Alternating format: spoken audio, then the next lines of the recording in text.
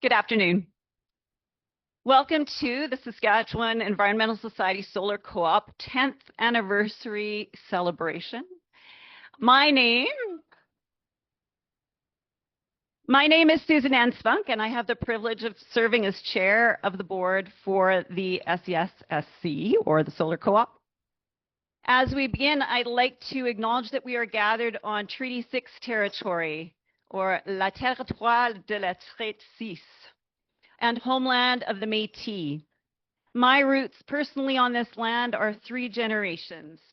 As a child of economic and religious migrants, Mennonite and British farmers and entrepreneurs, I have directly benefited from the agreements that allowed my forebears to live and work and worship here. As a prairie girl, I scan the horizon for rain. I appreciate the wind on my face, and I love the blue skies and abundant sunshine, which make this place feel like home. Saskatoon, this place where we are, is named for a plant and a lovely symbol of the abundance of this earth. It's a plant which takes sunshine and creates little packets of energy, which benefit all of our relations, plants and animals. So I recognize for us together today the First Nations and Métis peoples who have stewarded this place, this abundant land, who continue to guide us in building a sustainable and cooperative future. Today we celebrate a decade of impact for the Renewable Energy Cooperative of Saskatchewan's Solar Co-op. Together we've proven that communities can lead with cooperative values and innovation and collaboration, and together we can make change. So we are deeply grateful to our partners, the Community Energy Co-operative Canada, or the CECC, the Canadian Centre for the Study of Co-ops, the CCSC, and the First Nations Power Authority for their collaboration for today and their ongoing support and relationship with us. Just as you know, as you came through, there are refreshments available just through the doors, and you're free to help yourself at any time. I just have to say, as an elementary school teacher, to say to a group of people, help yourself anytime, is like invitation to chaos. But we are all adults, so help yourself anytime. All right, I'll just turn the page. We are honored today to have greetings from our leaders who recognize the importance of renewable energy cooperatives in the shaping of Canada's future. And their support here underscores the role that community-driven innovation plays in building a sustainable energy system for all Canadians. So we will begin start at the sort of top level at our national partners with some remarks from Ryan Turnbull. He's a member of Parliament for Whitby, Ontario. And in addition to his work on the Finance Committee, he serves as Parliamentary Secretary for the Minister of Finance and chairs the Social Innovation Caucus, where he has been a strong advocate for cooperatives and community-driven solutions.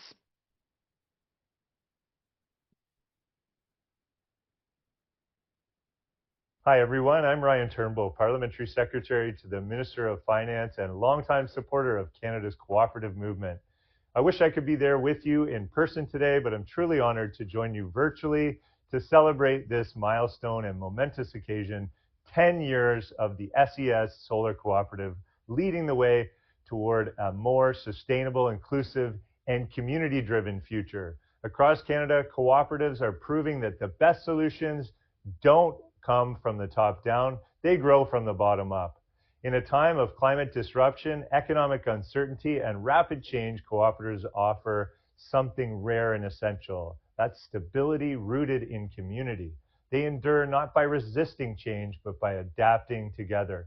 The SES Solar Cooperative is a shining example. You've shown that renewable energy isn't just about technology, it's about people. It's about neighbors joining forces to invest in clean energy, to take ownership of their future, and to build prosperity that benefits both the planet and the community. That's the cooperative advantage: democratic, resilient, and local. Projects like yours remind us that Canada's energy future doesn't have to be built from the top down. It can rise from communities powered by collaboration, innovation, and shared purpose and prosperity. Before I entered public life, I got the chance to work with social enterprises all across Canada, where I saw firsthand how organizations built around people and purpose can transform our communities. That experience continues to shape my belief that cooperatives aren't just relevant, they're essential to Canada's future. So congratulations on this incredible 10-year milestone. Thank you for your leadership, your vision, and your commitment to driving change together. Here's to the next decade of innovation, impact, and community power. Congratulations once again, and have a great day.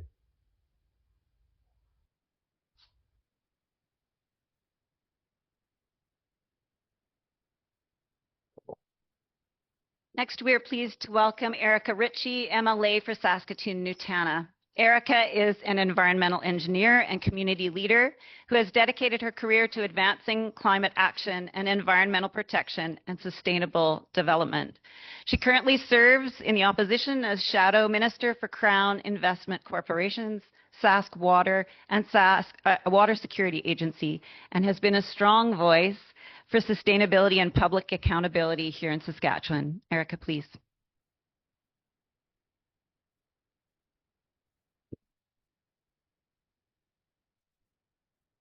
Well, thank you so much.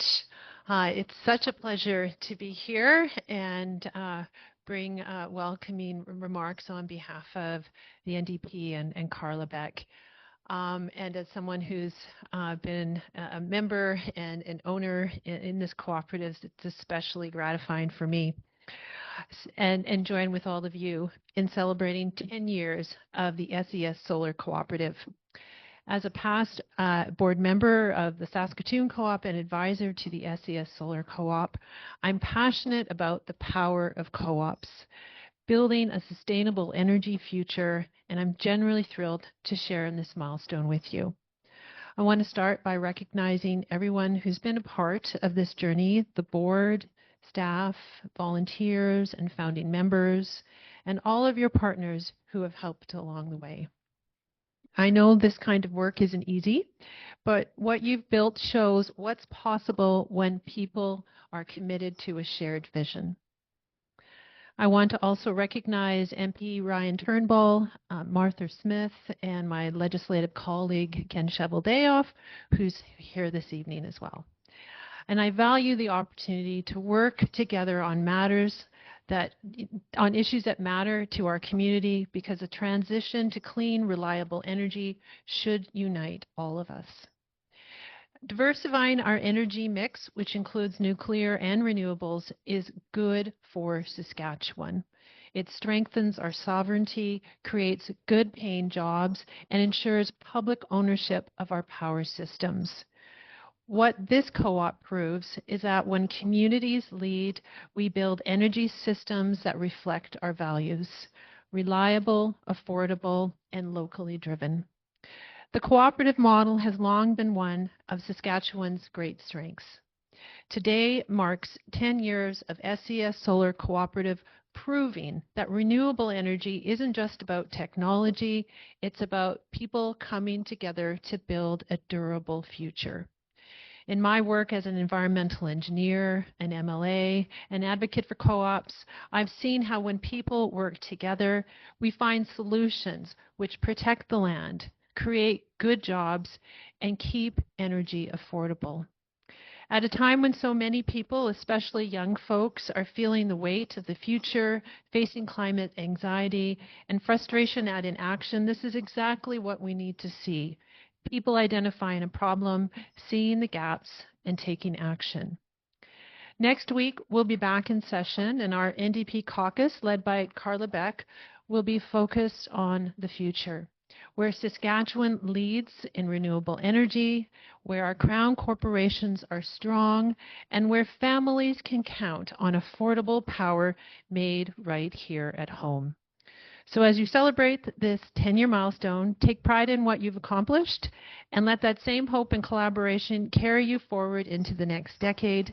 The next chapter of Saskatchewan's energy story is being written by communities like ours, and I can't wait to see what comes next. Congratulations, and thank you for your leadership.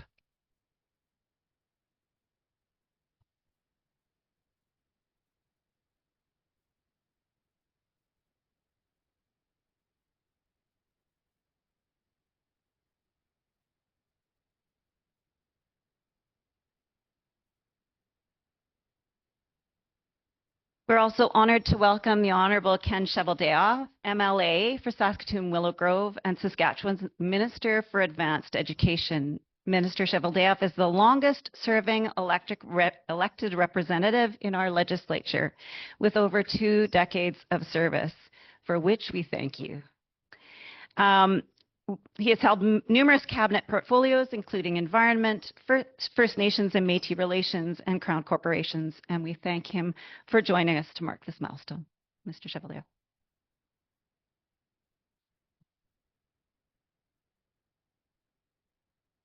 All right. Well, thank you very much. First of all, thank you for the invitation to join you here, and it's great to see so many faces and so many smiling people, and I know there's those that are joining us virtually as well. So welcome and good afternoon, and it's great to be at the Diefenbaker Center. Mr. Diefenbaker was certainly one of my heroes. I grew up in Blaine Lake, a small town north of here, and it cut into the Prince Albert constituency. So Mr. Diefenbaker was my member of parliament when I was going to elementary school and high school, and certainly served as one of my mentors. It's always great to have a colleague from the legislature here, Erica Ritchie. We'll be seeing a lot more of each other a week from today when the legislature opens on October 22nd. But it's always great to have colleagues in the room. And being on the university campus here, Dan Johnson. Dan and I spent a number of years here at the same time going to university together. Dan, it's great to see your involvement here with the group, and always good to see you. Another personal story, I took a class in cooperatives from Dr. Leo Christiansen when he was teaching it here at the university, and he was just, I think he was just finished being the president of the university as well, and wanted to continue teaching, and certainly learned a lot from his tutelage. Ryan Turnbull, MP, I was just in Ottawa last week, and I had a chance to see Ryan in the House of Commons, and it was good to hear his remarks. As indicated, I am the Minister of Advanced Education for the province of Saskatchewan, a title and a responsibility that I take seriously. We have 54,000 students across the province, and here at the U of S and the U of R, and Sask Poly and the regional colleges, and SIIT and First Nations University and Gabriel Dumont. So a thriving post-secondary sector that I'm very proud to represent. But I'm here to help you celebrate your 10th anniversary of the Saskatchewan Environmental Society Solar Co-op. To all the Solar Co-op members, sponsors, supporters, board members, thank you for all that you do to enhance this thriving organization. Congratulations on a decade of collaboration, hard work, and dedication towards your mission of empowering Saskatchewan with community-owned solar energy. I want to take a moment to recognize the important role that organizations like the Solar Co-op play in shaping our energy future. Your leadership drives awareness of innovative power options like a community-owned solar generation, igniting collaboration, and inspiring new approaches to energy solutions. As the Minister of Advanced Education and a former Minister of Sask Power, I value your contributions to educate and engage communities. Sask Power's top priority is to provide safe, reliable, and affordable power for its customers and the communities it serves while supporting our growing province. Earlier this year, the Government of Saskatchewan directed Sask Power to continue operating its coal generation facilities beyond 2030. This will serve as a cost-effective bridge to nuclear power. Extending coal operations does not change our long-term goal of achieving a carbon-neutral electricity system by 2050. As a government, we have a responsibility to ensure our power remains reliable and affordable for all customers. Saskatchewan's geography, climate, and growing demand means we need a diverse mix of generation sources, including wind, solar, hydro, natural gas, and potentially nuclear, to meet our needs every hour of every day, now and into the future. Supporting solar energy is a key part of that mix, and we're proud to be investing in new solar projects and partnering with Indigenous communities and independent power producers to make that happen. Let me tell you about the many large-scale solar projects that are currently underway in our province. Soon to break ground before the end of the year is the 100-megawatt Turning Sun Solar project near Estevan, where we announced this project in 2024. It was the first solar facility of its size and the largest to be developed in the province. That was until this spring when we announced the Southern Springs Solar had been selected as the independent power producer to build another 100-megawatt solar facility near Coronach. A third new 100-megawatt solar project, also to be built in south-central Saskatchewan, is in the final procurement stages. That project is a result of a collaboration with the First Nations Power Authority. I know there's officials here that'll be part of the panel. I had a chance to say hello, and I know you'll be talking more about that project as well. We also have two wind projects in development, the 200-megawatt Rose Valley Wind Project near Assiniboia and the 200-megawatt Seven Stars Wind Energy Project near Weyburn. In the last 5 years, SaskPower has brought online 635 megawatts of additional solar, wind, and battery storage capacity. Wind and solar now make up about 16% of SaskPower's total supply mix. Once again, on behalf of the Government of Saskatchewan, Premier Scott Moe, and all MLAs in the legislature, I want to congratulate you on your 10th anniversary milestone. I look forward to seeing what you accomplish in the next 10 years. Again, thank you for the invitation to be with you this afternoon, and thanks to all of you for making your province a better place. Thank you.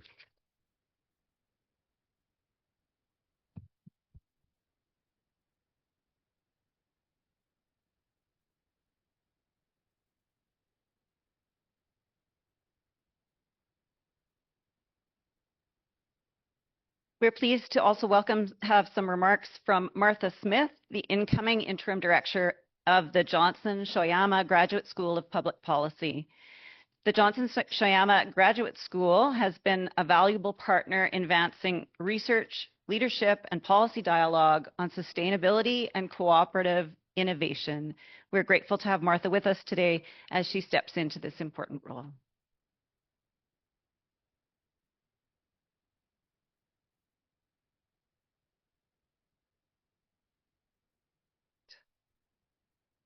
Thank you, Susan, for that very warm welcome. I just wanted to say, just to let you know, this is just my second week in this job, so I'm brand new to the position, but really enjoying it so far. On behalf of the Johnson-Shoyama Graduate School of Public Policy, it's my pleasure to welcome and thank you all for taking the time to attend this very exciting and important event. Since 2007, the Johnson-Shoyama Graduate School of Public Policy has been one of Canada's leading policy schools. Informed by the principles of reconciliation and equity, diversity, and inclusion, the school educates students to become policymakers, administrators, and leaders committed to public service, innovation, and improving the quality of life in our communities. Named after Albert Johnson and Johnson-Shoyama for their ability to use practical and theoretical knowledge to challenge existing policies and practices and create new ways of meeting the needs of Canadians, their legacy continues to drive our educational programming and research initiatives at the school today. The Canadian Centre for the Study of Co-operatives exemplifies that blend of practical and theoretical. For over 41 years, the Centre has provided the cooperative sector, policymakers, researchers, and the general public with interdisciplinary research, data, conceptual tools, and practical analysis to understand cooperatives and explore their transformative potential to address a wide range of social, economic, and environmental challenges in our society today. As questions of energy sustainability, sovereignty, and affordability, as well as climate change, continue to be priorities for Canadians and policymakers, today's event is focused on discussing a model for cooperative energy production that can reduce carbon emissions while enhancing community connectedness and local economic development. So with great anticipation, I look forward to listening to and learning from our remarkable panel of renewable energy cooperative experts today. And congratulations again to SES Solar Co-op for your 10th anniversary. Thank you.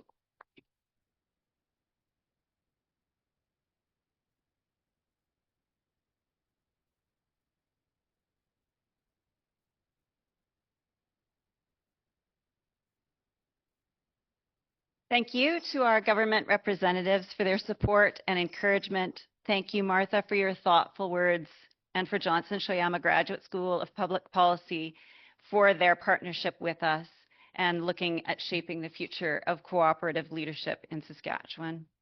As we move towards our panel discussion, I'd like to remind everyone that refreshments are available just outside the room, and you can please make yourselves comfortable. It is now my pleasure to introduce to you from the SESC board, Dan Johnson, who will moderate today's panel. Dan is a dedicated board member, and he brings insight and passion to this conversation.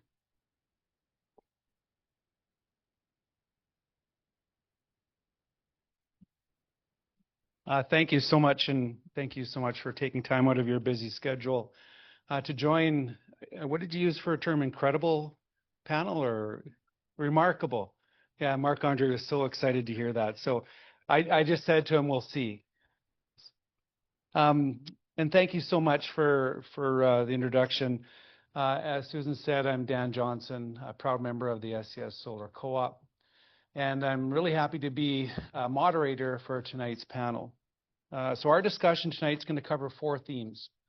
We want to talk about the role of cooperatives, renewable energy innovation, Canada's potential as an energy superpower, and also the power of collaboration. And I think that's one thing that you'll see probably weave through the various conversations here this evening with the panelists.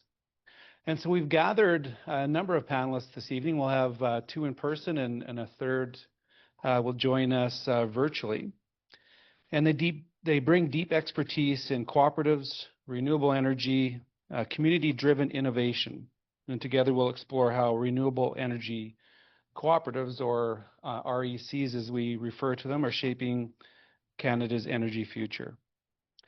So I'd like to introduce the panelists. So as I introduce you could take a seat at the front. So first off is Marc-Andre Pigeon. He's the director of the Canadian Centre of the Study of Co-operatives, an expert in cooperative economics and policy. Jason Praske, there at the back. Jason is a renewable energy leader with extensive project development experience. We have Joshua Thomas, who's here tonight representing the First Nations Power Authority, who is advancing Indigenous leadership in clean energy. And then we also have one panelist that couldn't make it tonight but will join us virtually, and that's Martin Boucher, University of Saskatchewan researcher focused on energy transition and sustainability. So please welcome our panelists.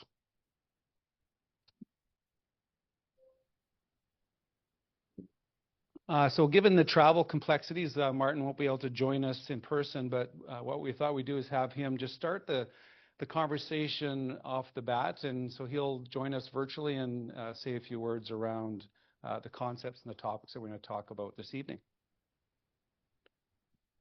Awesome, thank you very much. I'm assuming my screen is being shared and everyone can hear me.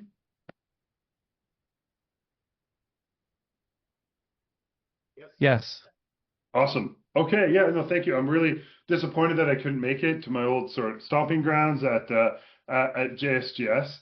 But I'm excited to share a little bit about the Community Energy Co-operative Canada, of which I'm currently serving as the president and was the founding president for this organization. And I should say that the SES Solar Co-op was a critical organization that really made this organization happen. And Community Energy Cooperative Canada is a second-tier co-op, so we're a co-op of co-ops, and really sort of representing the interests of community energy organizations from coast to coast. So we have members from across the country, and it's, I would say, expanding. And I would sort of nudge folks either in the room or online to join the CECC. We would be more than welcome to continue to welcome folks on board. So I'm going to share a little bit about the CECC sort of story and the SES Solar Co-op's kind of role in that. So a lot of this sort of came up with work that I did with Marc-Andre Pigeon at the CCSC on a census of renewable energy cooperatives across the country. And we found that there's a lot of sort of growing momentum, as you can see in our chart here, for renewable energy cooperatives, but it kind of got stagnant. There's a lot of reasons for that I'm not going to go into, but in 2013, a lot of the growth of the sector wasn't sort of happening as it happened in the past.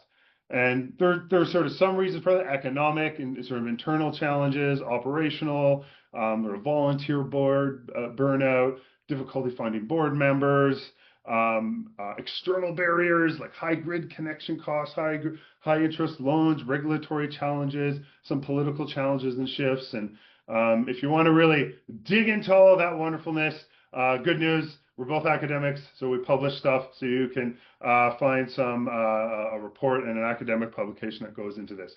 But all of that really pointed to all of our work, but I should say also some of the engagement that I have with the SES Solar Co-op and a lot of the work that a lot of renewable energy co-ops were talking about for many years, even before we started our census, was really pointing to this: the need to scale, the need to sort of work across. I know that's part of the conversation that we're having, or that my colleagues are going to have, is the role of sort of partnerships and sort of coming together to really have an impact, to really sort of be a major part of the energy transition. So what we did back in 2023 is we initiated the first Community Energy Forum in Ottawa, and we convened academics, but also community energy practitioners from across the country. It's the first time that was ever done. We brought folks together with this sort of goal in mind, and we had a kind of conference workshop, brought people together to talk about what a vision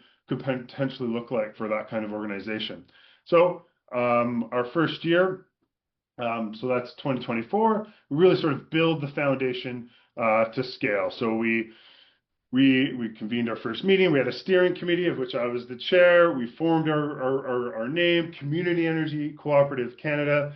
We incorporated website, all this fun stuff, and then we applied for a lot of funding to really support the organization. So the idea was, well, if we need to scale, we need to have the resources to do that, and we need to be able to pay people to commit their time to be able to do that. And then we had our second energy forum and our very first AGM in Halifax. And this good-looking group of individuals, again, the SES Solar Co-op was in all of these forums. This was in Halifax in June 2024, our second Community Energy Forum, and then our very first AGM as an organization. And again, sort of talking about where we can go as an organization, how we can support the sector, how we can support community energy cooperatives, and what's the role for our organizations in the energy transition. So we're really starting to kind of see that momentum in terms of scaling. So we were very successful in our funding, and we've been able to sort of bring in resources. We've been able to hire our very first manager, Jody, who's I believe online with us today and really doing sort of wonderful work and really expanding our network. We have a pilot Alberta hub, so a hub of renewable energy co-ops. We're also starting a pilot in Ontario hub. We've done some internal sort of business development with our organization, released a community energy policy index, and then we had our second AGM and third energy forum in the very beautiful Rhodes University, and had our third energy forum. And with a focus, I think a lot, and I think this might be, so if I look at the themes for the panel that we have, and again, I'm really disappointed I'm missing it. It really aligns well with what we're trying to do at the CECC, which is really aiming high. So we have some really stable resources, and our mandate with a lot of our funding right now is to sort of build our networks, build our capacity, really sort of sharpen our sword in terms of the kind of policy asks we want, and really kind of get a stronger hold of the needs of the sector. So some of the things we're doing is this workshop is part of that, where we've done an international scan of best practices around the world for community energy cooperatives. And that's going to be released in short order, November. We're going to do some workshops starting in Alberta and Ontario, but actually across the country over the next year. And Jody Ward is leading that work and really doing wonderful work in that space. We're going to have an updated census, partial release of our roadmaps, hopefully in April. And we have confirmed, so put this on your calendars, we have our third AGM and fourth energy forum in Montreal this June. So it would be really wonderful to have folks join us then. So so we've done a lot. The SES Solar Co-op was really, I would say, critical to this. Rod Johnson, he's our current treasurer. Well, he's been our treasurer I think since we started, and has really been a sort of a strong supporter of this organization. And I think there's a lot that we can be excited and motivated about. And the only thing I would sort of leave with is I think this is my annoying sort of optimism, but I think this is our moment. I think there's a lot of, we talked in the policy school when I taught at JSGS of sort of policy windows.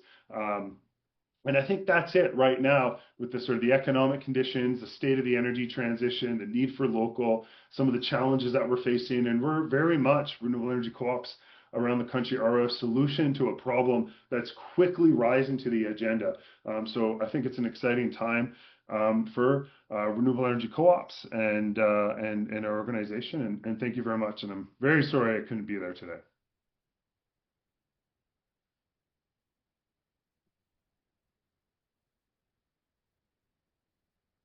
Well, thanks so much, Martin. I'm sure that really gives us a strong start to the conversation we're going to have. I just wanted to say a few thank yous before I get started. Thanks to my peers who created the format for this panel, the themes. I'm sure Shauna, Meadow, I'm sure others were involved, but thank you so much for that. I also see in the crowd executive from Affinity Credit Union. So Cami, the Chief Financial Officer, and Neelish, the Chief Executive Officer. Affinity is our banker and one of our largest shareholders, and just wanted to say thanks to you and your teams for being such good partners, both in our day-to-day work, but also as a member and a shareholder. So thanks so much.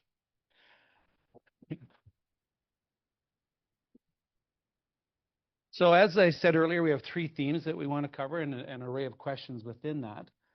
And the themes were cooperatives and community power, renewable energy innovation, Canada as an energy superpower, and also the collaboration and partnerships.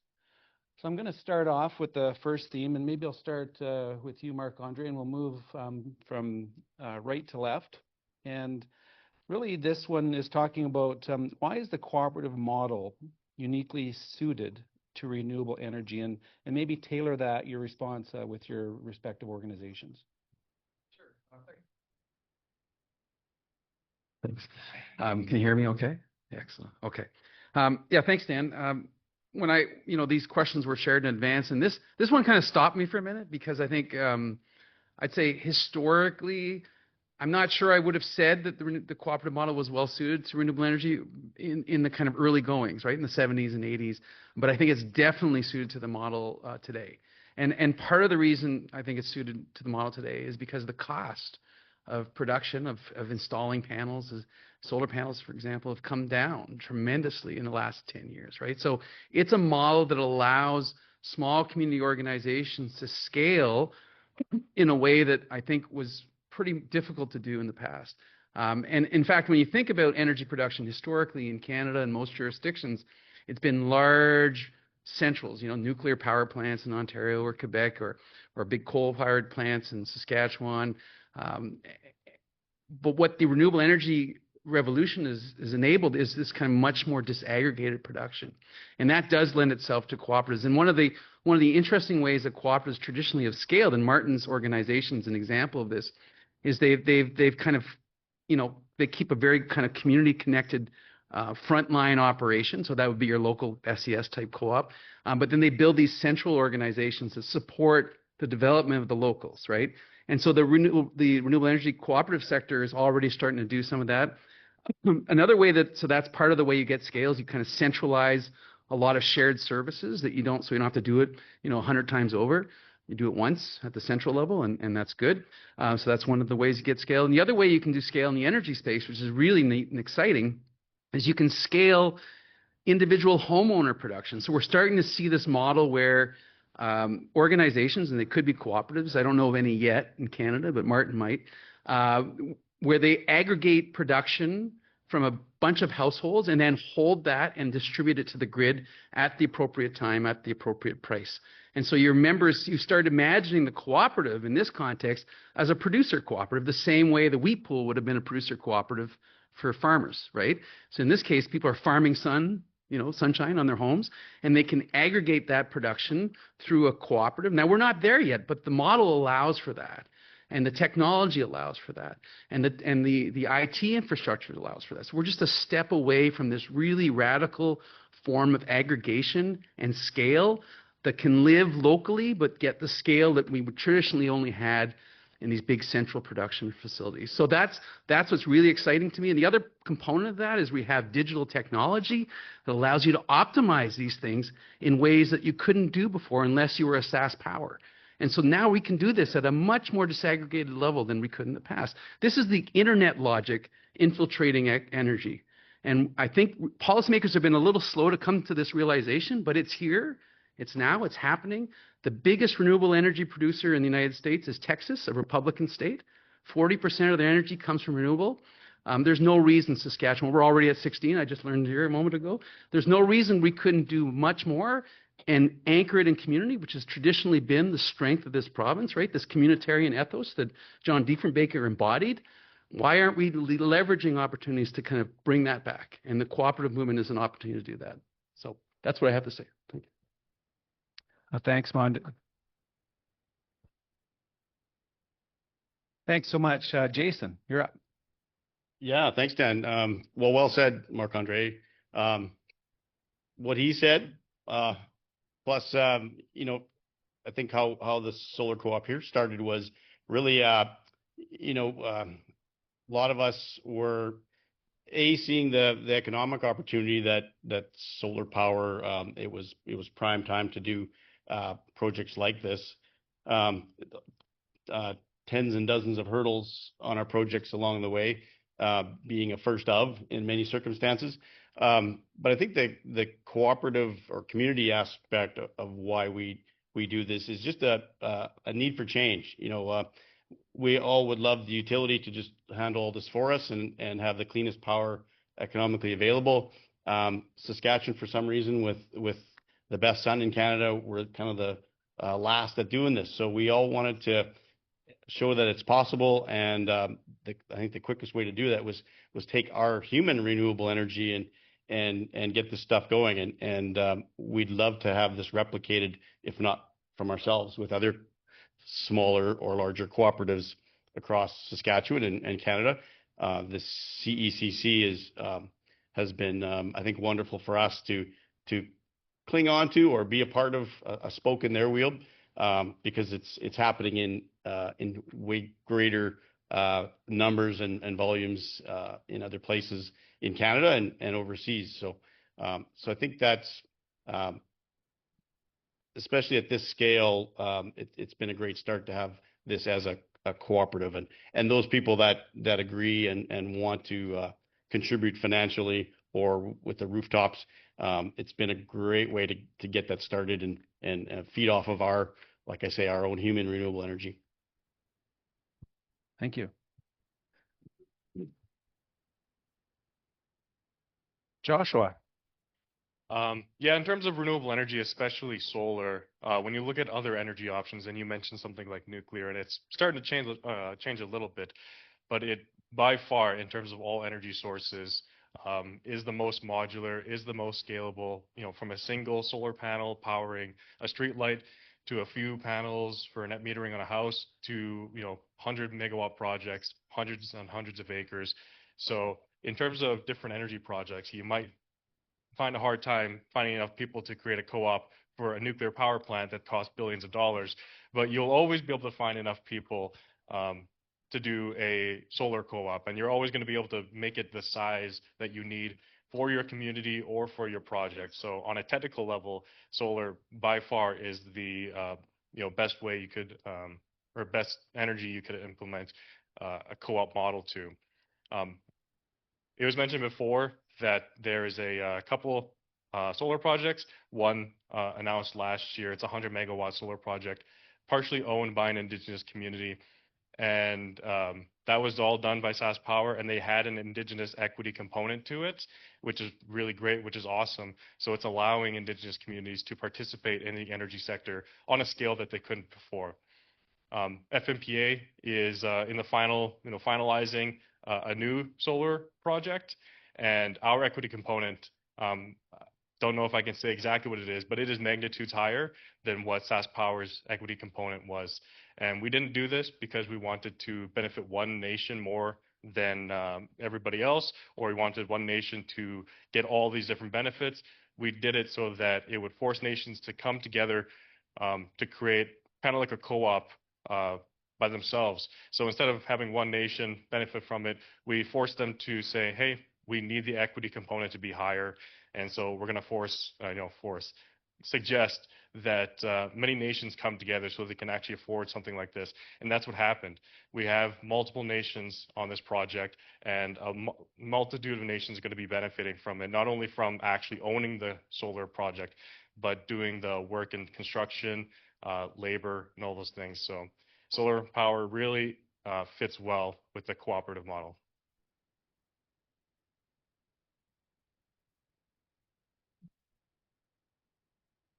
I'm really glad how you finished off your response, because what I want to do is maybe dig a bit deeper into this theme. And I think your closing comments in your section really started that. So maybe I'll move over to Jason on this one. And really it talks about, so renewable energy co-ops not only strengthen energy systems, but communities. Can you share your perspective on that? Yeah, maybe from a technical perspective or economic perspective as well. Usually the installers who put up the panels, electricians and laborers and managers. Sorry, can you hear me better now? The community isn't just the solar co-op members or board and advisors. It's really the installers and those who maintain the project. So it's small now. It's an economic engine for the community, and it provides solar panels positioned in the right places. Our CNH project, for instance, on 71st Street and Miller Avenue, it's very visible. So people that may have heard about it and don't know where it's happening around here, there's 1,700 solar panels there, almost a megawatt right there, doing its thing, feeding the plants. And so from homeowners to industrials in the area, in our community, I think can really see by example that it can be done. Also for the investors, and members/investors, seeing their investment at work. It's a local, low risk, highly visible, and fairly consistent returns. We're fortunate, and the reason why we picked solar power as well is that power rates, don't go up double and down to half like say natural gas prices do every year. So it's a very stable investment as well for the community. Probably a lot more reasons. I'll stop there, but yeah, I'm really happy to be promoting this as a community benefit as well. Thanks, Jason. Marc-Andre. Sorry, I didn't mean to cut Jason's applause. It was another really good response. So sorry about that, Jason. So I have three thoughts, maybe four. Let me just check my notes. I have three for this question. One is, and this is an issue, I used to be on the board of the Ottawa Renewable Energy Cooperative. I used to live in Ottawa until about 7 years ago. And one of our big strengths when we were kind of getting off the ground in the early 2010s was that we had a model that encouraged social acceptance, like putting panels in farmers' fields, right? And how did we do that? You share the production output, the return on the investment with the farmers. Your model allows you to do that. I'm going to talk a little later on about a great example of this in Quebec. It's called Veleo. It's a group of farmers that spun up, I think it was 20 or 30 wind turbines. And that model, the only reason they were able to get that off the ground, despite considerable objection from Hydro-Québec, which is their big central power authority, was because they had tremendous community support. They anchored that thing in the farmer ownership, first of all, but they shared the wealth with the nearby communities and with their neighbors who didn't have the things on their land. Right? So the model allows you to get the buy-in economically so that people aren't seeing these things as abstractions that get in the way of their sight lines or whatever.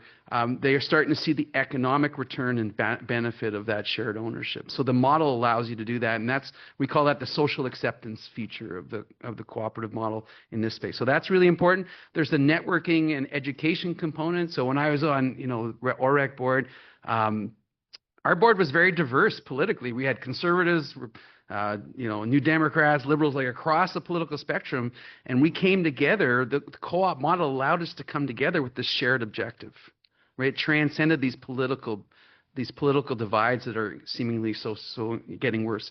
And so that's one of the things I love about the cooperative model. If you look at federated cooperatives, UFA, these organizations embrace all types of political people, and the shared economic objectives is what brings them together. And so the model, I think, encourages that kind of thing too, which is just good for society. It's good for the communities that they're embedded in.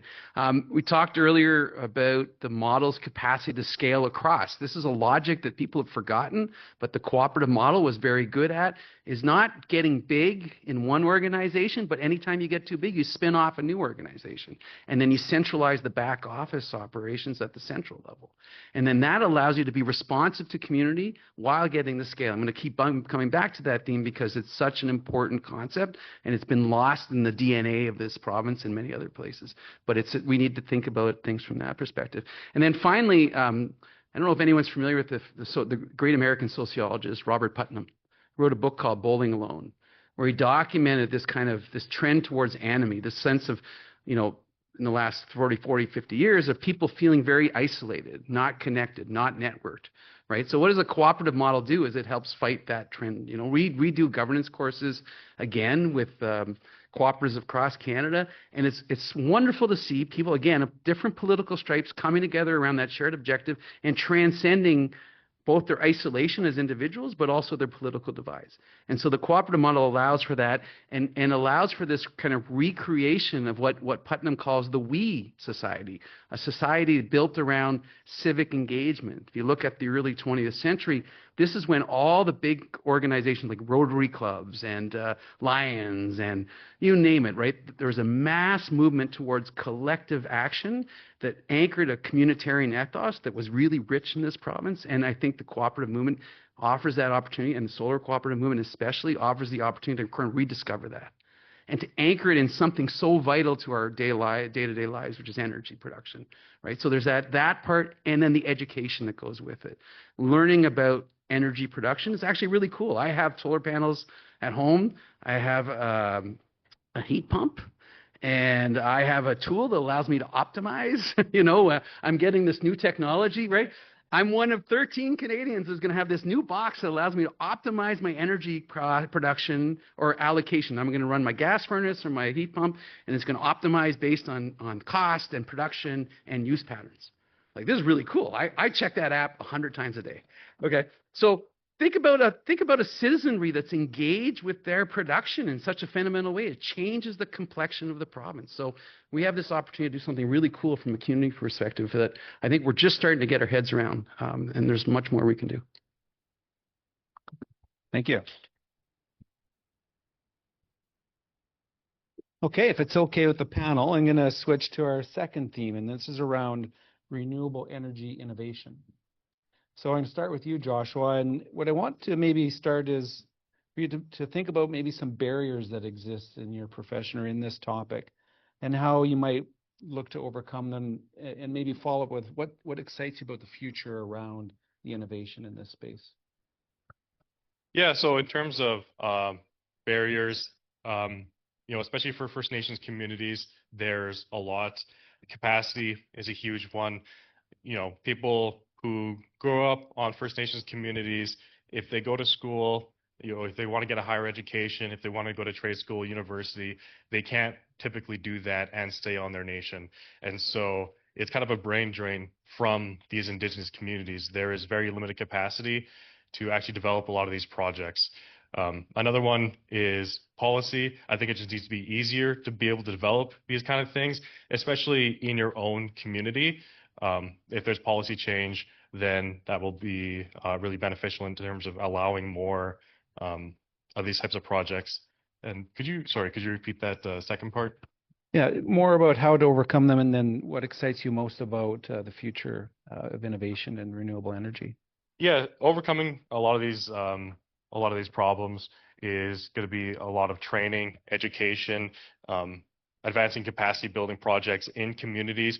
And sometimes, you have to pick whether you want to train communities first to do something like this, or you allow them to get a project like the 100 megawatt project that was just announced last year, and another one that's being announced in a few weeks, or maybe a month from now.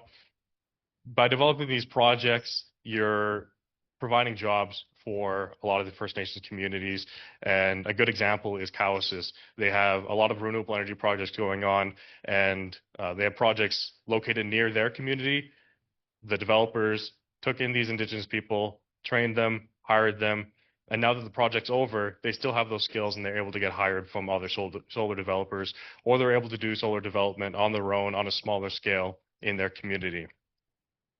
So capacity building, and by providing these opportunities like the 100 megawatt solar opportunity, that's really going to build capacity for Indigenous communities. In terms of advancements, I think one of the huge ones is the different types of projects. I mentioned that solar is the most scalable, but it's also has the greatest variety of different types of projects. An example is a project I'm finishing up right now on my home community of Kiniston. We have a fleet of about a dozen electric vehicles, and we're paying right now power just through our buildings to power those vehicles, but we're just finishing up a solar and wind powered carport. And so you can drive these vehicles underneath this carport. When it's sunny, it's going to be providing through solar panels. When it's windy, we have a turbine that's going to be providing power for those as well. So different types of projects are able to be done with solar. And something like natural gas, very limited in terms of like the different types of projects you can do. But solar, you could have these hybrid systems. You could have microgrids. Potentially something like virtual net metering, which would be really, really beneficial for a lot of Indigenous communities, especially those who don't have natural gas and suffer from very high power bills, or even having solar panels on EVs themselves. And so there's a lot of different cool opportunities, and there's different types of opportunities that you can see with solar that you can't see with different technologies.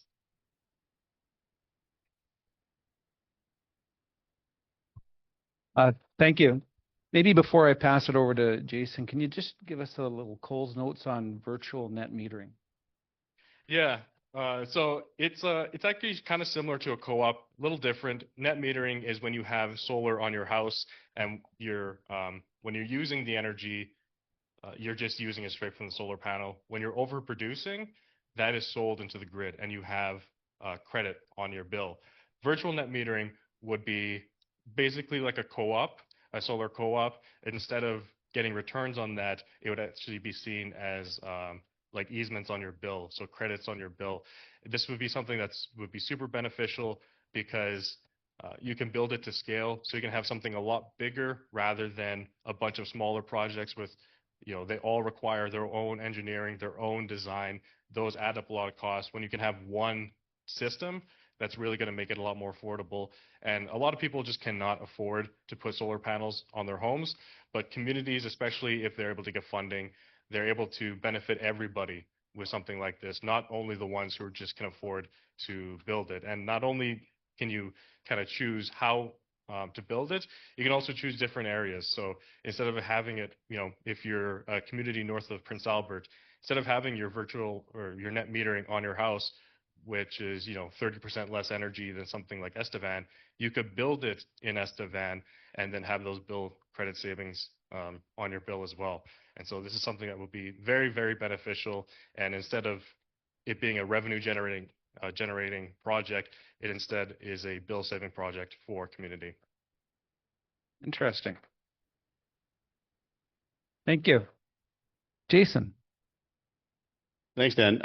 Two things for me on innovations. One ties into what Joshua was saying about electric vehicles, and it's the storage aspect of that.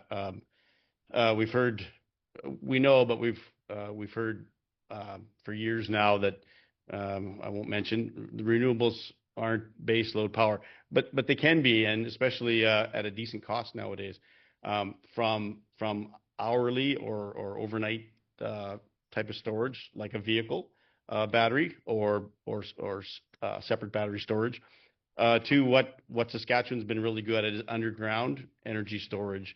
Right now, it's many skyscraper sizes worth of natural gas storage, high pressure natural gas storage, but we can do the same. We can just copy what's being done around the world with compressed air storage, and that gets you into weeks and done right. And the technology's old already. Winter seasonal storage. So with renewables, wind and solar are already good.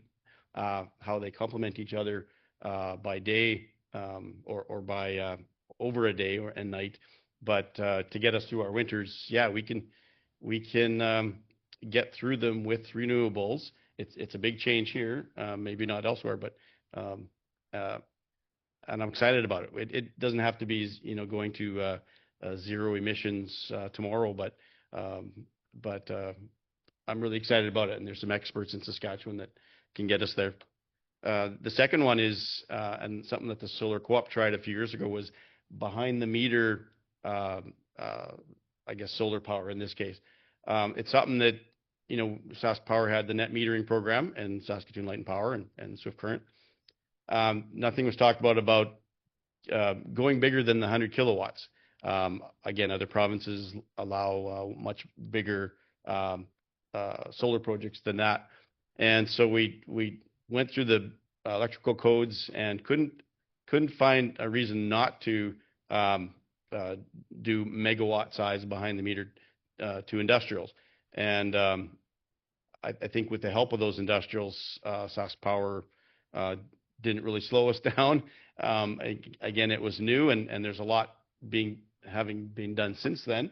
The Saskatoon Airport, for one.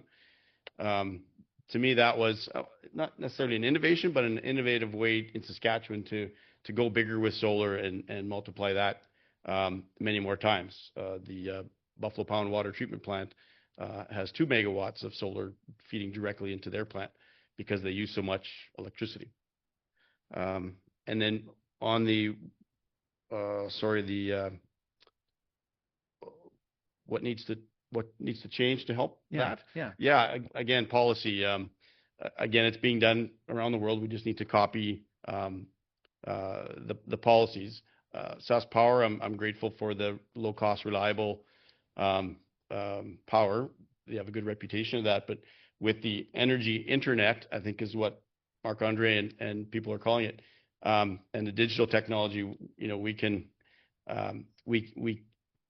do this, instantaneously. One community can feed another, et cetera, et cetera. Smarter people than me would set that up, but but it's very possible now. There's another term for it, microgrids, et cetera. So again, really excited about taking the command and control one-way power grid system to the way the internet works. So we'll see. Thanks, Jason.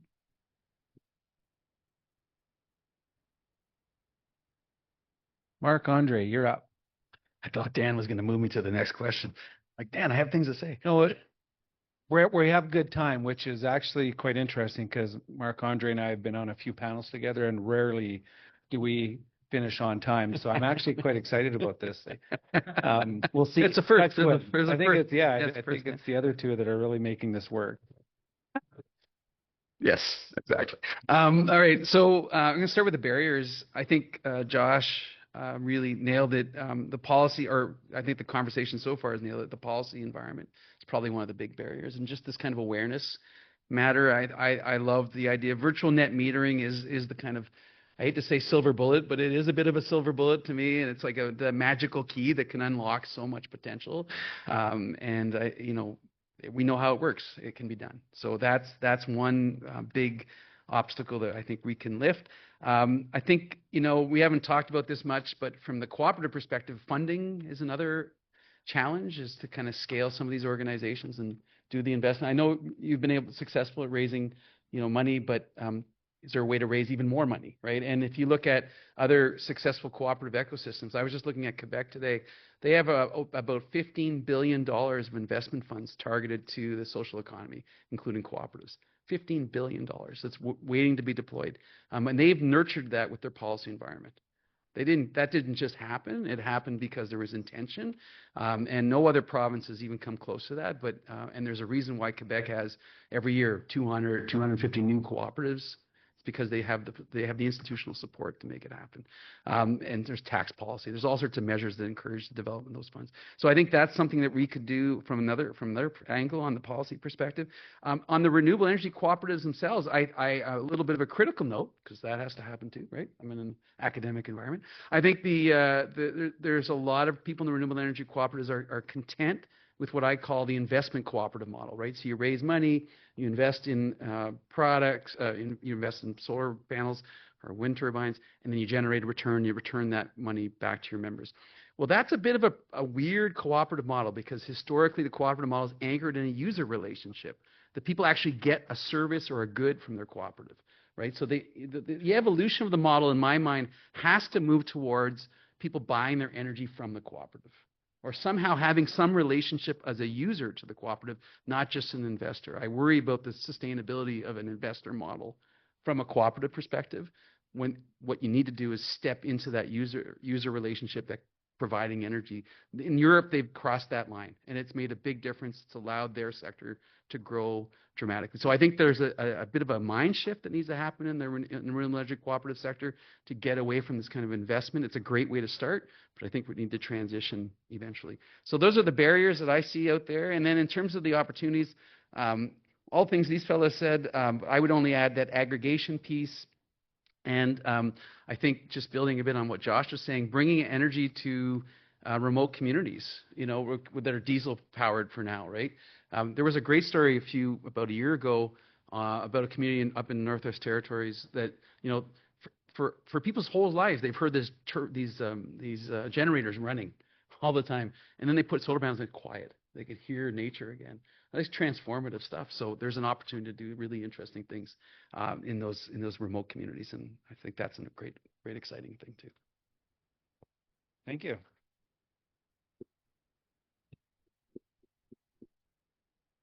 Thanks, Ken. Appreciate your time this evening. Appreciate it. I'm going to go to theme number 3, which is Canada as an energy superpower. And Jason, I'm going to start with you, if you don't mind. And really, how do renewable energy co-ops fit into that vision of a renewable energy superpower? Oh yeah, I love that word, right? And we're only at a megawatt size, the solar co-op here, but I guess the best way I can explain it is in Alberta, there's several natural gas and electric utility cooperatives operating, and their customers are probably also on their boards, and they have the relationship monthly and daily with those customers. So I think in the places where the superpower means obviously big time, but in those pockets, and I'll say maybe Saskatchewan, where we can't necessarily be as the top tier part of that, we can certainly fill in the gaps with the other pieces of that. Also, just being an innovative leader to the bigger players, the utilities, to get there. I think the education part for us. And I guess lastly, what I've been reading about and learning lately is that we use a lot of energy ourselves here in Canada, electricity, but a lot of it as heat and to fuel our vehicles. So if we just converted all of that to clean energy, clean electricity in our case, even the oil and gas processing, if we I think of it as the cleanest cigarette factory, make it as clean as we can first, and then ship it that way. But yeah, cleaning up all the energy we use now. It's hard to ship electricity compared to, say, oil overseas right now. But I think if we start there, and then innovation will take us from there. Thank you. How about you, Joshua? What are your thoughts on this theme? Yeah, so a huge one is if we're going to be building projects here, we have to be the ones to build them. When you look at the different developers operating and existing in Canada right now, you'll find companies that are headquartered in France, Brazil, Australia. And so when they're the ones developing renewable energy projects here, that's not making Canada a superpower in clean energy. It's making those other countries superpowers in clean energy, right? So by having this community-owned model, not only are we benefiting us by providing the jobs and opportunities here, but we're keeping the actual money from developing the project here in our country rather than sending it, halfway across the world. So yeah, that's a huge, huge part of becoming a superpower, is that we're the ones actually doing it. We're the ones who are trained to develop it, to maintain it, to decommission it, have every single part be done, by us rather than outsourcing that to other countries. A huge one too is, sorry, let me read this question. Yeah, in terms of, projects like large projects, you probably heard of a saying, nothing about us without us in terms of Indigenous communities. And so if Canada is going to be a superpower in clean energy, it's going to really need to rely on a lot of First Nations labor, equity involvement, and ownership of a lot of these projects.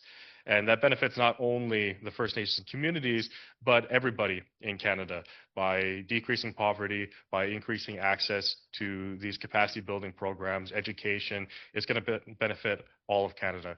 And that's really going to make Canada a superpower by everybody benefiting from this, not just the people who are at the very top who always hire the same people. This is what's going to make clean energy more democratized, spread out, lead to democratization of clean energy, but benefit the most Canadians possible.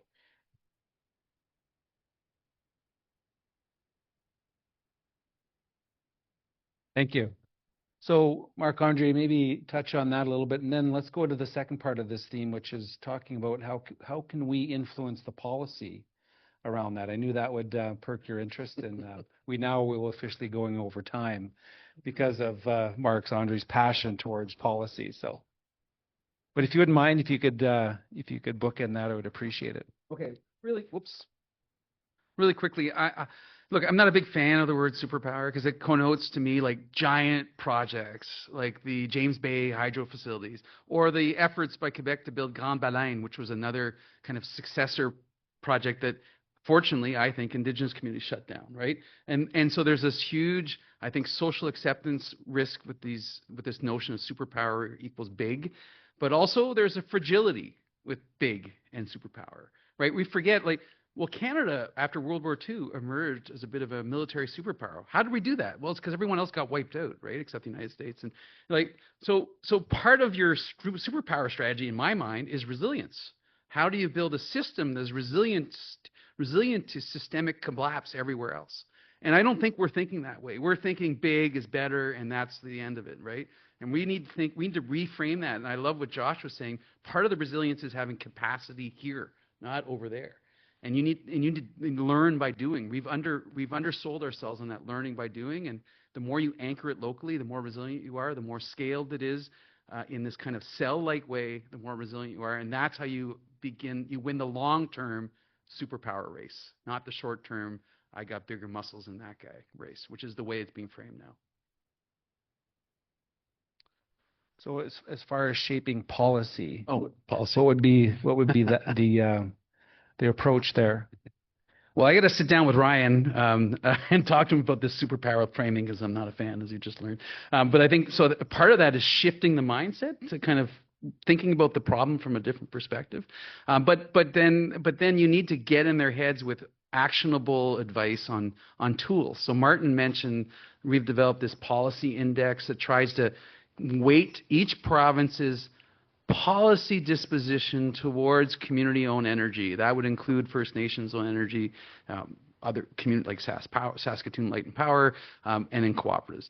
And that tool, if you unpack it, we have a long list of all the policy instruments that the policymaker can kind of put into action to actually make a difference on community energy. So that's one of the strategies, because then you can seed that tool with the actual bureaucrats who are operating below the political level and say, hey, I know you're struggling with this issue. Here's 10 ideas for you to kind of look at and put into place, right?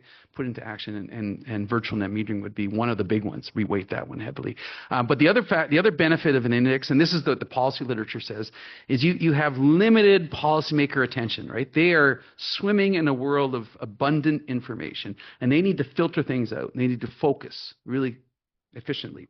And so what the index does is it crystallizes all these policy instruments into a measure. It's not perfect. We need to make it better. It's a start. But it helps them see how they rank relative to other provinces on this index of community energy openness. And so immediately it creates an opening for a conversation with the policymaking community that says, hey, look, Saskatchewan, we're frankly near the bottom of the barrel in terms of our index score. Is this what you want? Is this the kind of world is this your vision of what your energy system is going to look like? Because if it isn't, here's some ideas from Nova Scotia. Here's an idea from British Columbia that you can put into motion right now. So it's creating those kinds of tools, those really cognitively simple representations of a complex idea that get you into the conversation, that elevate the issue on the agenda, get in people's heads. You need to be in people's heads. They need that availability heuristic we talk about in behavioral economics. And you need to kind of really hammer on those themes consistently. So you got to kind of keep coming at them.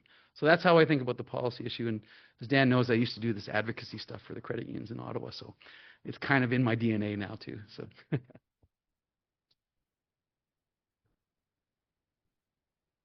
Jason, anything on the policy side you'd like to share?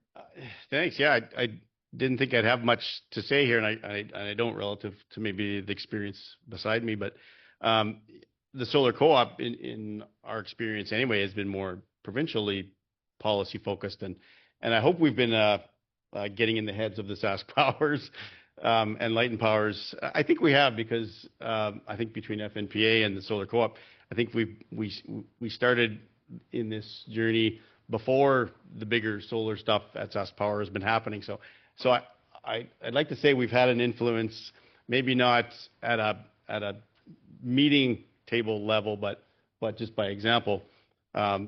So getting to the national policy influence, just very grateful for the CECC, and again our little piece in that, because I've done work in Saskatchewan my whole life, but seeing what's being done elsewhere, and then getting together and being able to get the ear and may hopefully get into the heads of federal politicians or bureaucracy. I haven't had the opportunity to think about it much, but I'm really excited that we have the chance to now, and maybe are doing. I just don't know about it. So yeah, excited to see this continuing. Thanks, Jason. Joshua, anything to add? Yeah, in terms of, policy, like there's a lot of policies that, need to be changed, make it easier to develop these things. One thing I want to focus on a little bit though is that we need to come together for policy change. Like policy has never been changed by one person meeting with the government unless they're holding a cartoon bag full of money. And so it takes all of us coming together, to talk to leadership, provincially, and federally to say, these are the kind of things that we want to do. These are the kind of things that, your supporters would like to see you do. And I think a lot of people kind of forget that we don't work for the government. Government works for us. They're basically our employees. And so we need to tell them, we need to come together to say that these are the policies that we want to see changed. We want to be able to build projects like these to benefit not only the government, but everybody in our local communities.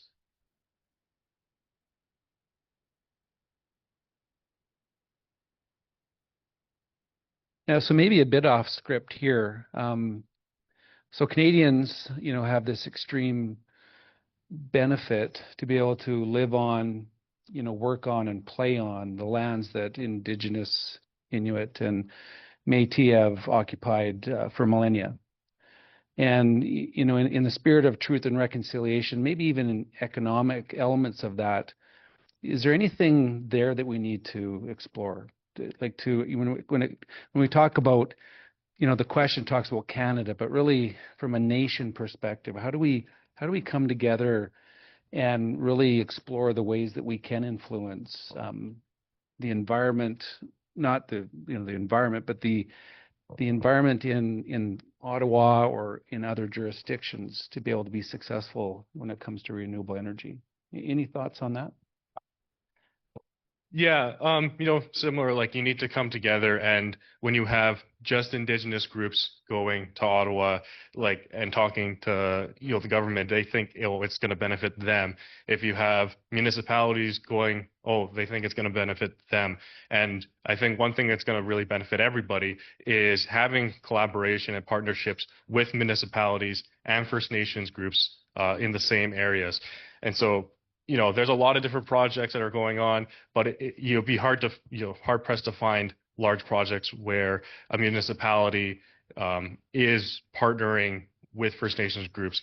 Like, for the solar projects, for example, mentioned, they have equity components for Indigenous groups, but they don't have equity components for municipalities that are located where these are actually going to be built.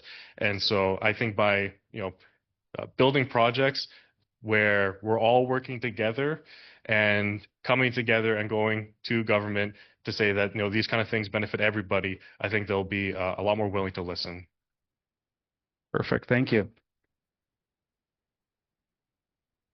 So you've done a remarkable job twice segueing into the next theme. So that's where we're at, collaboration and partnership. So thanks for that. And, maybe I'll just go left to right. Jason, in that theme, we have a question around how have the partnerships of, First Nations Power Authority, CCSC, and others strengthen the renewable energy cooperative movement?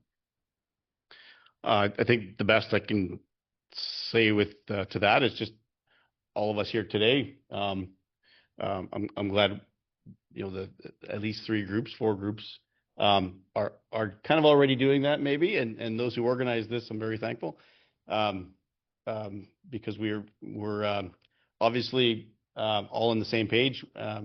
We may be working on different projects or different areas, but this will just lead to more collaboration and strength as we go. And another, I don't know if this is humorous to some or not, but I work a lot with solar panels. This is a different kind of a solar panel, and I'm really enjoying the renewable energy of all of us putting out in a different way. And again, it's exciting to collaborate because in this area, at least in Saskatchewan, it's still fairly new, and you kind of feel isolated. So I think it's very encouraging that we're getting together, and I think we need to keep doing it. Thank you.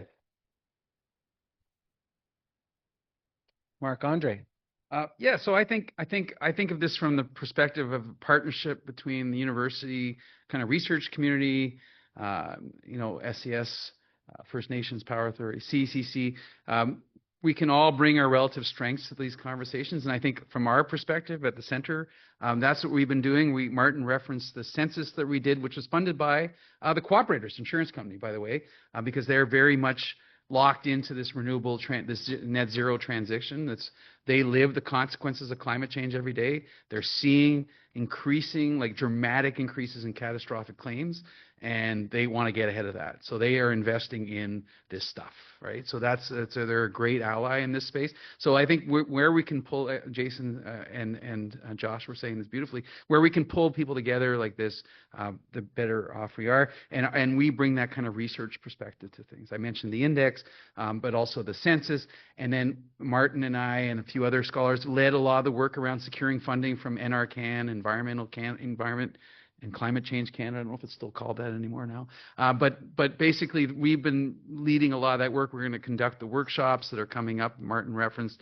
And so that's been a big part of our contribution to that process. In fact, I'd say some of the capacity that the sector has rests in the university sector. And I think it kind of, at least for the foreseeable future, will probably continue to be there. So that's how I see the partnership evolving from our perspective. Thank you.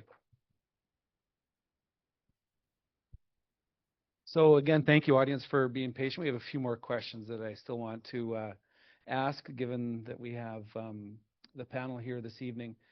So over the next decade, what are some of the partnerships or collaborations that we need to be thinking about going forward? Who have I started with? I'll start with Marc-Andre on this side. Yep.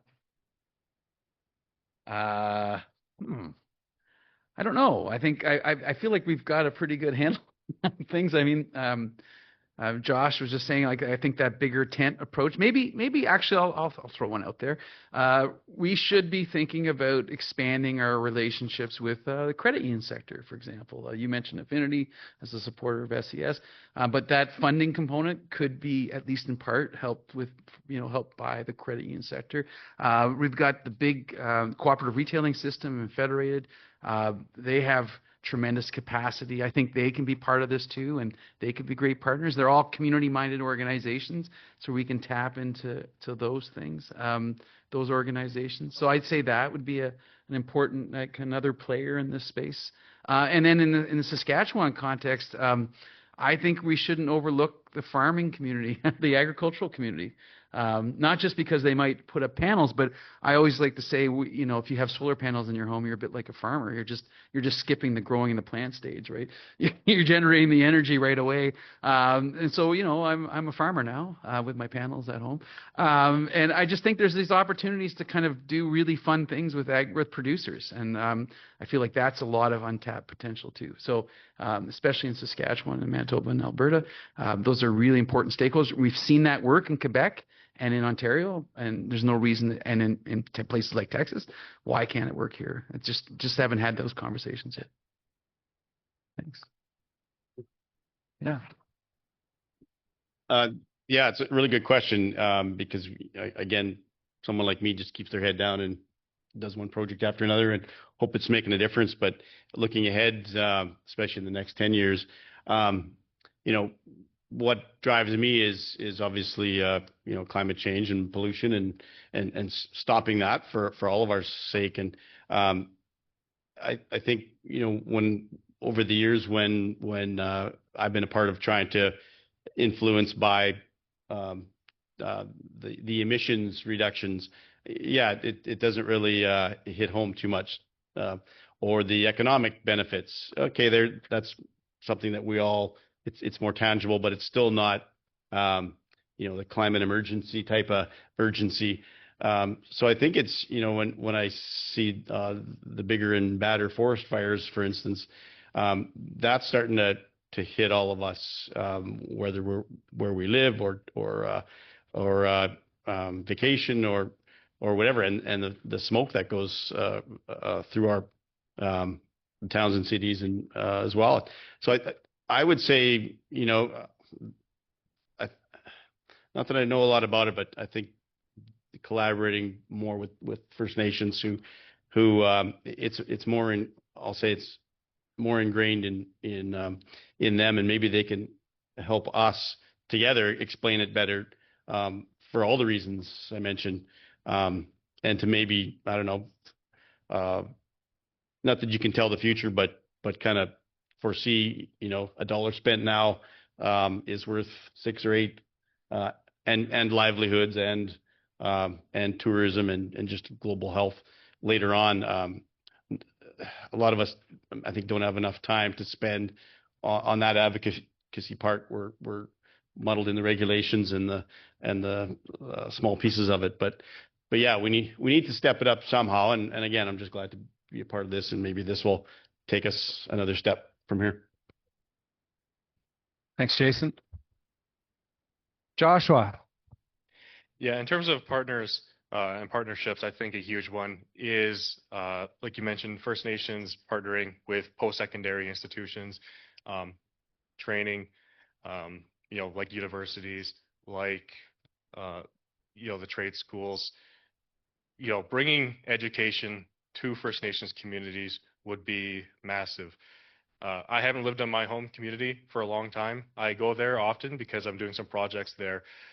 But I went to school here. I did engineering years ago, and I had to give up, part of myself. You kind of lose part of yourself in exchange for getting an education, and that shouldn't be the case. I shouldn't have to not go to powwows as much. I shouldn't have to not do these traditional things. I shouldn't have to sacrifice those in terms, to get an education. I should be able to do both those things. And right now, that's just not possible for people living on their communities. And they have to make a choice whether to stay rooted in their community and, oftentimes not have a job or live in poverty, or you give that up and you enter the workforce, but likely don't go back to your community. And so by bringing these opportunities, these training opportunities, education and capacity building opportunities and projects to First Nations communities, you can allow them to be there if they want to be there and be trained and skilled and actually make a decent living. So, by bringing these things to First Nations communities, I think that would be a massive opportunity for partnerships.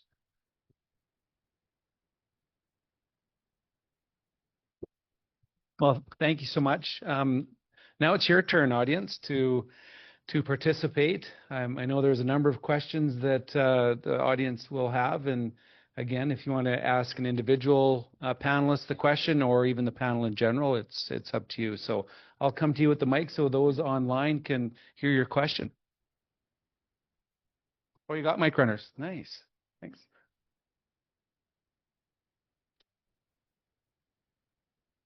Osler is a small town of under 2,000 people, 500 homes.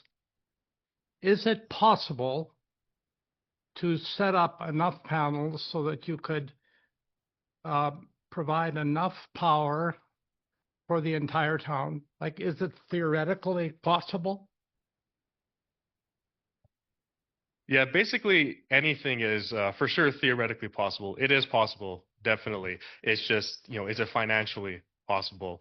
Because when you're relying on something like, if we say just solar, for instance, you have to build it so that you're having enough energy in the winter where people use much more energy, but you're also producing much, much less energy. And so not only do you have to have storage, which, you can't really have storage unless we have compressed air storage. You can't store the energy you make in the summer and, use it in the winter. It just wouldn't last that long. And so it is definitely technically feasible, but economically, like, you would have to, build something that is, 100 times the size, because it might work in the summer, it won't work in the winter. And when you build it enough to work in the winter, you're going to be producing, 10 times the amount of energy you need in the summer. So it definitely is possible. You would need to mix different options. So you need to have wind and solar with batteries at a bare minimum, but potentially something even more. So like compressed air storage, geothermal, biomass, anything is possible. It's just, is it feasibly economic wise? Did you have a follow-up question, or is that was good? Thank you. Yeah, good afternoon. Thanks for the all great information through the panel. I have a question in terms of, maybe it's a build on the last question on the economics. So I'm curious about incentives and what we can learn from jurisdictions or countries that have done this really well. And I think the difficulty in getting the momentum sometimes with solar and renewables is the economics. So how can we make that happen, and what's the learning that we could take from other jurisdictions? Jason? Good question. I'm one of the few that was a fan of the carbon tax. I was paying about $100 a year, getting about $700 a year in my rebate checks that I actually got in my bank account. It incentivized switching to renewables or emitting less carbon. Okay, that's an old news now, but really, even 20 years ago in some of the conferences or workshops I took, the price of pollution was about, in electricity terms, was about 3 cents a kilowatt hour. Now it's probably 4 or 5. So if we counted that into our economics, which we should, because it's going to, with forest fires, floods, etc., droughts, it's going to cost us later on. The insurance industry knows that already. To me, it's well economic, and that's why I'm part of the solar co-op, to prove that out and to find the best economic projects to show as examples. Is it easy in Saskatchewan? No. There's no incentives here. Federally there is, but in other countries, again, with less sunlight, like where the bare economics are worse, but they have incentives, whether it's for clean jobs, the clean tech economy, or pollution mitigation. It is economic, and I think if you look at the numbers of the small nuclear reactors being estimated right now, it's not proven yet, and I think renewables can it's way more economic with today's technology, let alone 10 years from now. I want to address that question a little. I want to build on your answer, Jason, because I always say to people, we can do climate change, the adaptation the hard way or the smart way. Right now, we're doing it the hard way, and it is already showing up in costs. I look at the budget every year. I follow the provincial budget, and our forest fire fighting costs are multiples, orders of magnitude greater every year than they project since I've been in Saskatchewan. All right, so they're expecting maybe $30-40 million of cost, and they're spending $300-400 million on firefighting. And then they got the droughts. You layer on the drought, we're talking billions of dollars now. They're going to farm compensation for droughts, and that's all unanticipated costs that I think you could arguably link back to climate change. So there's that kind of piece. We're doing it the hard way. We could be thinking more proactively about incentivizing different kinds of production that minimize the risk of those costs. And so then you're getting a benefit from cost avoided, right? We're not framing, when your question almost assumes not that. And I think we need to reframe the conversation a little bit that way. Now, if I accept on your terms, right, not your terms, I know, but the terms of the conversation, I know Neelish, so I'm picking on him a little bit. But but if I accept that premise that I can ignore the externalities part of things, right? Let's just accept that premise. I think one of the, and this maybe links back to the question earlier. So my panels, I generate about 12,000 kilowatt hours a year, and my consumption is just a hair under there. So I'm kind of net breaking even.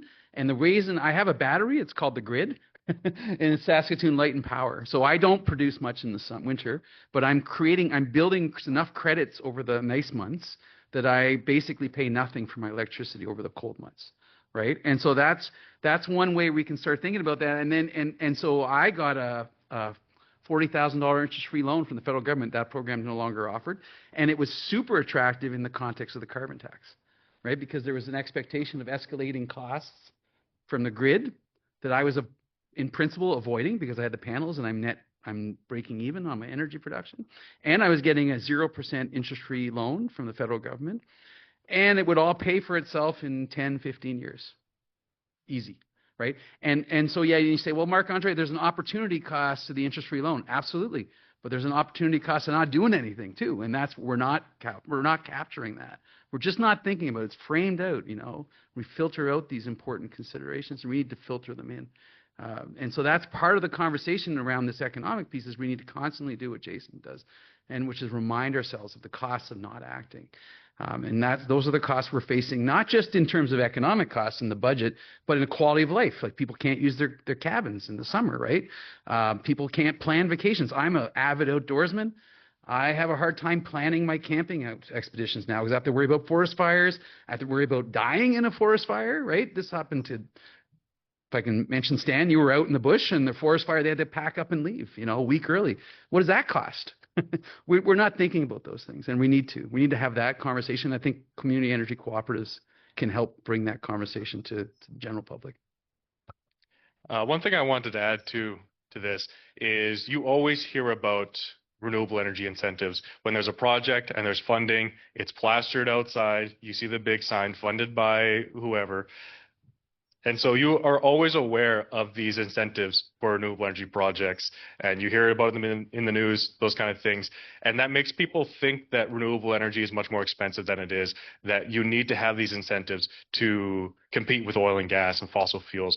But you don't hear about the incentives that the oil and gas industry gets when you have bailouts of these massive companies, like, you know, and tax breaks and stuff like that. And if you were at the gas pump and you read, oh, like this gas costs this because the government has spent basically this much in terms of incentives, you would be paying twice as much for gas. And so people don't really think about that when they think about the cost between the two. They think, oh, you need incentives to participate or, you know, compete against fossil fuels, when fossil fuels already get way, way, way more incentives than any renewable energy projects. Can I build? That's hot pursuit. Joshua raised a great point. So I used to work in Ottawa. I worked for the Department of Finance, and you know I had some responsibility over tax issues and financial sector issues. And we produced a report called the Tax Expenditure Report. You go in there and look at the fossil fuel subsidies that are rendered through tax credits and other measures, and they're in the hundreds, if not billions, of dollars every year, year in, year out for the last. Since the beginning of time. When they discovered oil and gas in Western Canada, the federal government paid bounties for people to discover who generated energy, you know, production. They paid cash contributions. This sector didn't come from nowhere. It came from deliberate policy interventions. We consistently forget that, and we have this idealized version of a free market that exists without government intervention, and then somehow the renewable energy is a kind of big government weighty intervention, and it's nonsense. I mean, again, I've lived, you know, I've worked in Ottawa for, as Dan and you will know, I've worked in policymaking world for 20 years. Every industry everywhere is subsidized in some way. You know, it's not this kind of panacea of a free market where no intervention's happening. It's always happening. So then the question is a relative support. And as Joshua said, there's no question that the kind of fossil fuel sector has had tremendous subsidies. And then we're not even talking about the legacy of the jack pumps and all the stuff that's sitting out there polluting the land that no one's cleaning up. We're not even talking about these liabilities that we've accrued from the energy industry over decades. I mean, so it's a strange conversation that we have. It's so narrow in focus. Yeah. Thank you. Next question. Gentleman there.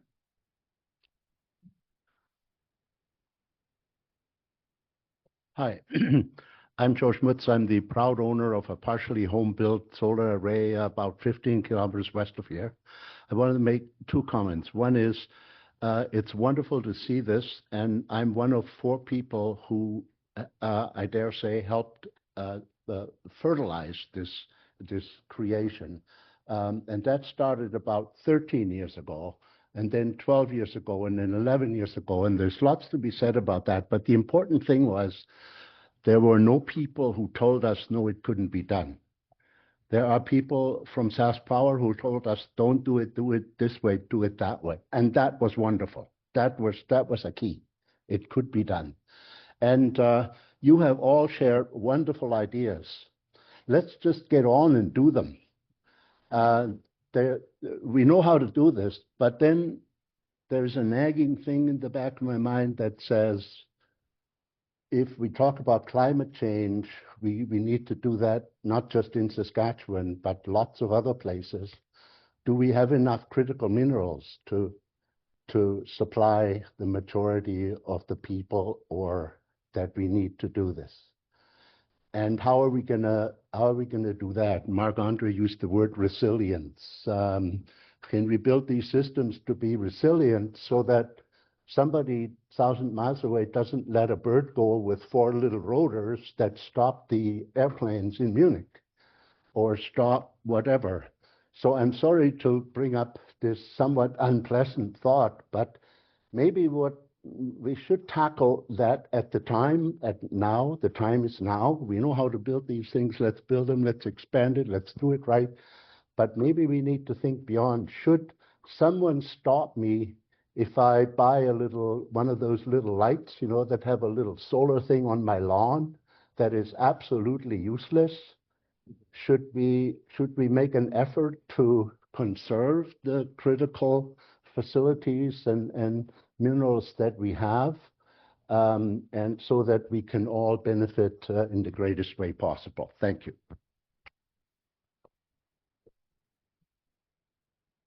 Thank you so much for that. Any comments from the panel?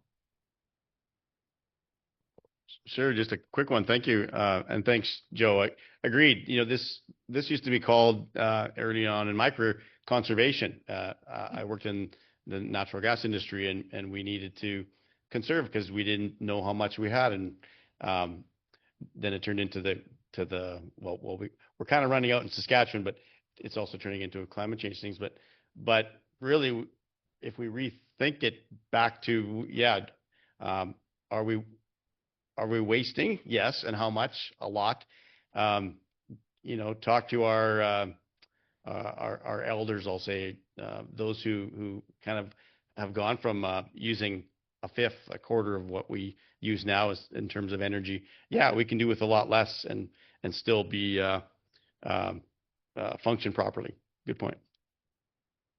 I don't have much to say on that other than I agree, but I just want to say you tap into something really important in the cooperative movement. Historically, so if you think of the Atlantic provinces, there was something called the Antigonish movement, which was run out of St. Francis Xavier University. There was a cluster of very kind of liberation theology-oriented kind of priests and nuns who went out and seeded hundreds of cooperatives by landing in communities and doing some of the education. And their message was always, you can do it.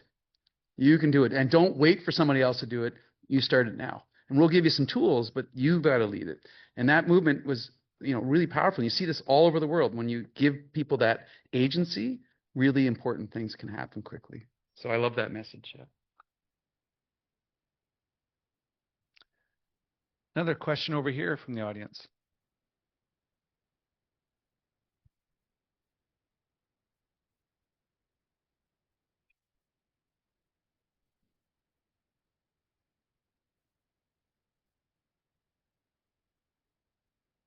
Hello. I have a question. First of all, I have a compliment. I've enjoyed every one of your speeches and your talks and your comments. Marc-Andre, you mentioned the word resilience. And I have a question. Is there any way to expand that to a feeling of self-sufficiency, so to speak, or sustainability? And I would encourage even the concept of me, we, that it's me, but it's also we, and we at the interconnected levels that you're talking about in terms of the systems that are going to operate it and cooperate together. And some of this comes from being raised by a very cooperative-minded father who was concerned about sustainability. He'd lived through the drought, and he also wanted the cash flow to stay and remain somewhat in the local level, but now it's at the local, but it's also at the integrated model. So anyway, hoping that, and the other comment I'd make is just the health benefits that aren't discussed so much when it's economics and environmental things, but the health consequences from the smoke, from the lack of clean water, all of those kinds of things really need to be sort of held on the sort of parallel, because all of what you're talking about is really critical for the future health of everyone in this province. Thank you. Thank you.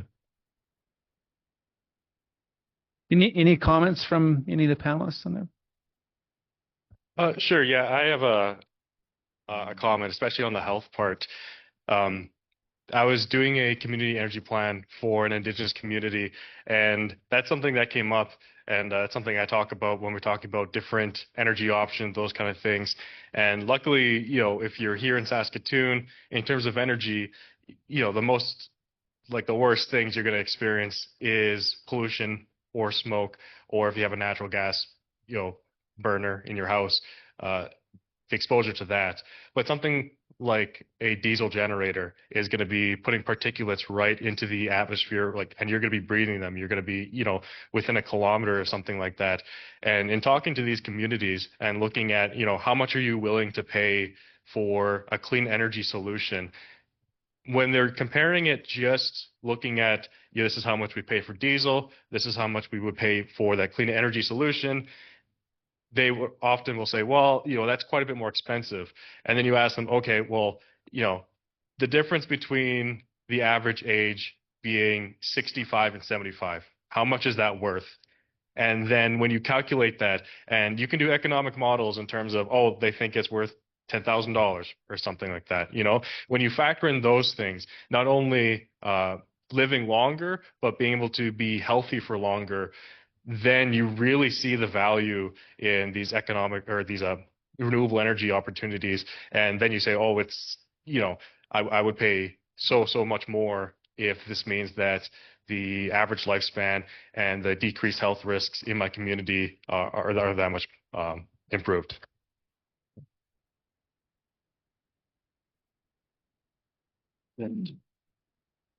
Yeah, good questions again. My 2 cents there. Being involved in the solar co-op, I never knew it at the start, but it's that me to we instead of the we instead of me idea. It's been a great mental health exercise for me as a technical person, the cooperative or the community minded mindset, I think, gets us out of our heads more.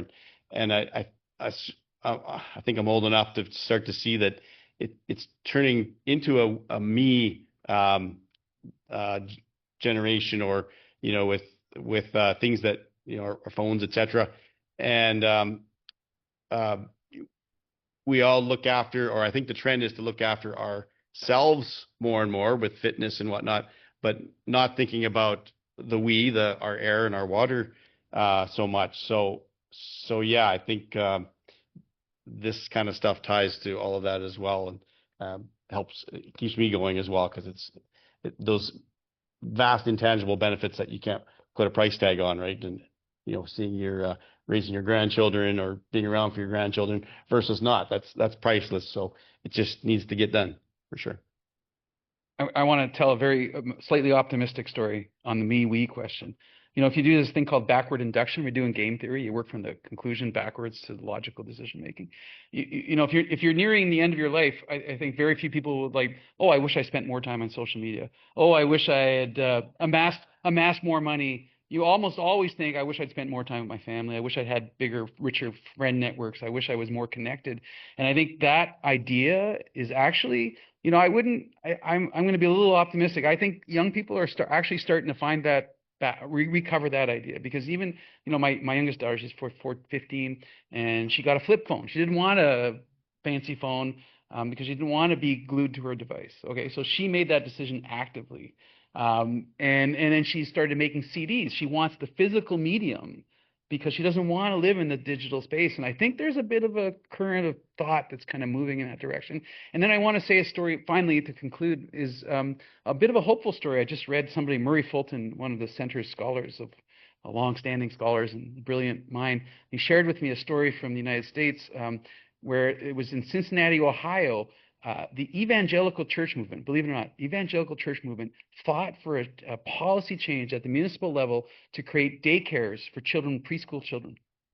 Not liberals, not Democrats, mostly Republican people coming up through the evangelical church movement. And what they do really, really well, that the cooperative movement used to do really well, and that we could all do a lot more of, is they build these little cell-like structures. We have the hexagon as our symbol for the cooperative center, but they're like beehive structures, right? These physical representations of collective teams of 6 or 7 or 8 people. And they empowered those teams. They had thousands of those teams in all these evangelical churches. And they, through a kind of process of discovery, came to this realization that the shared problem around daycare. And it transcended the political ideology of wherever they found themselves. And they became advocates for this. So I think, when people have those connections in those small group settings, and when you can scale them, and that's what we're talking about in cooperative sector, that's when you can see these systems flip from dysfunction and I kind of thinking to we kind of thinking. I have a lot of colleagues who study systems theory, and you really need to think about these small incremental changes that can flip a system and change the conversation everywhere all at once. And I'm hopeful that that's happening.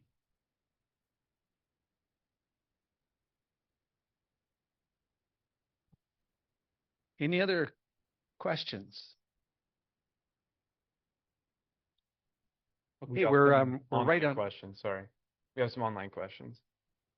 Online questions. Yeah. Thanks, Hunter. So I'll quote this directly from Dennis. He says, "Can I hear more about the solar project on the Saskatoon Municipal Wastewater Treatment Plant?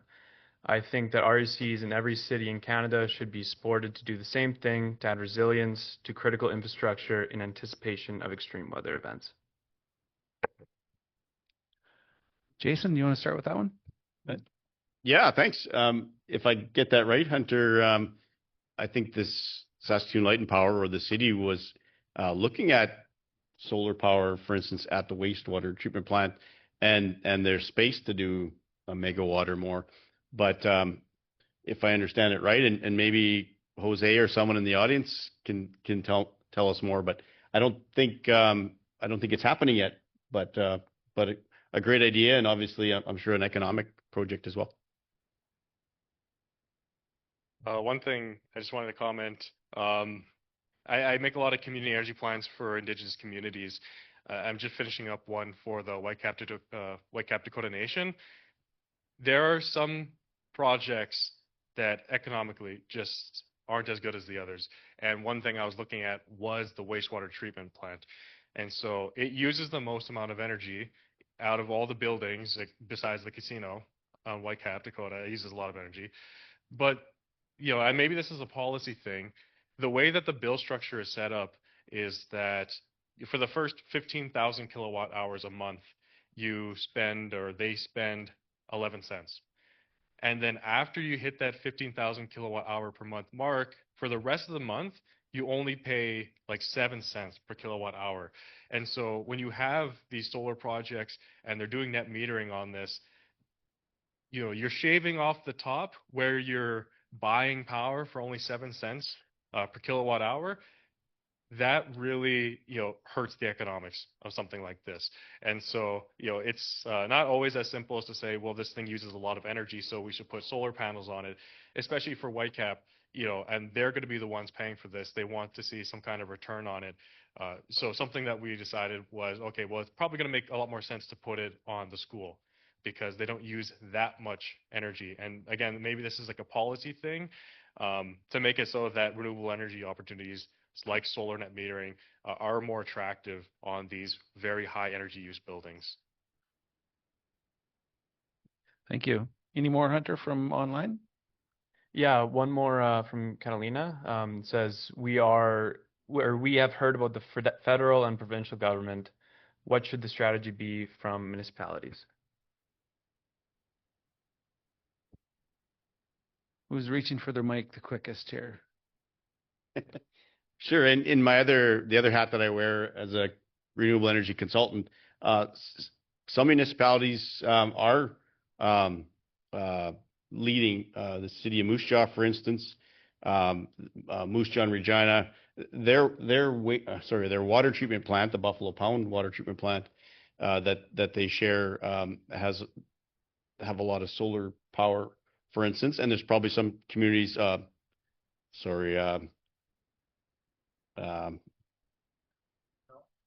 No, the one Lumsden, phenomenal leadership in solar power and battery storage there. So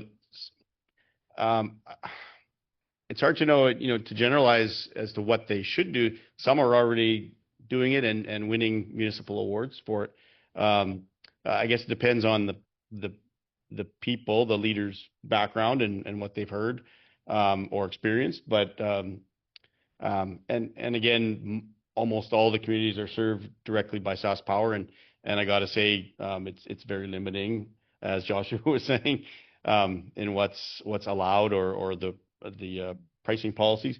But yeah, there's federal funding on and off for municipal projects.